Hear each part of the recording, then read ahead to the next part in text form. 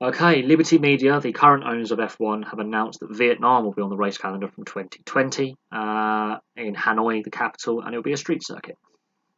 So that's interesting. Um, Not known for its motorsport heritage is Vietnam, but it's a growing Asian economy. It's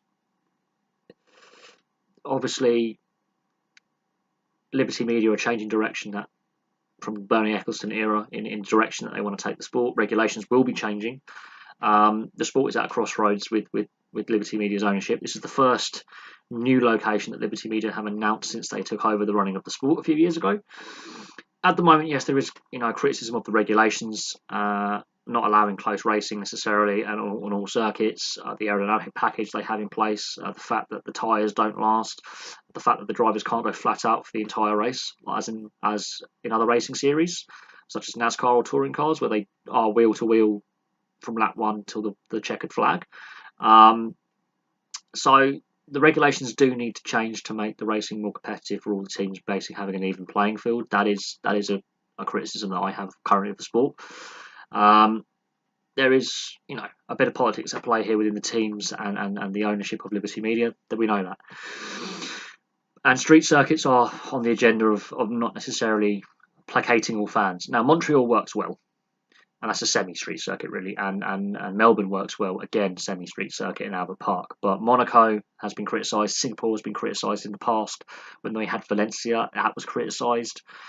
Street circuits back in the day in the 80s were bad. Detroit, people remember that. Long Beach, California, people remember that. Some of the street circuits haven't worked. Very tight, very difficult to overtake. There's no runoff. As soon as there's an accident, it has to be a safety car. So it's going to be an interesting one, but they're aiming for 2020. It's going to be a 21 corner track, I believe. It doesn't require too much engineering to lay out this track, so it's not as if they have to build like the Indian Grand Prix build on prime agricultural land. It literally is going to be using the street layout of Hanoi, which is a positive. So they're using the street layout there. But again, there are those detractors saying it's taking it away from its traditional markets. There are those saying it's a good move because it's going to a new market to grow the sport. The sport is at a crossroads. I've fallen out of love with F1 because of the regulations and the way at the moment that it's not necessarily the most competitive championship, with the fact that only a few drivers and a few cars have a chance of winning because the regulations favour them in such a way. There's also the distribution of wealth within the sport. There's a lot of things to talk about, but Liberty Media have decided to go down this path. How successful it will be, time will tell. We've got 2 years to wait, or a year and a half to wait, because they're aiming to get it on the calendar on April of 2020. It's already divided opinion since the announcement was made.